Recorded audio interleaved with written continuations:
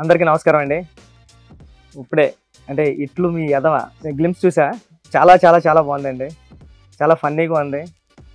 అంటే ప్రతి అబ్బాయికి ఈ టైటిల్ చిన్నప్పటి నుంచి ఎన్ని ఇయర్స్ వరకు కెరీర్లో సెట్ అయ్యే వరకు ఉంటుంది, సెట్ అయిన తర్వాత కూడా టైటిల్ వస్తూనే ఉంటుంది. అలాంటి టైటిల్ పెట్టారు.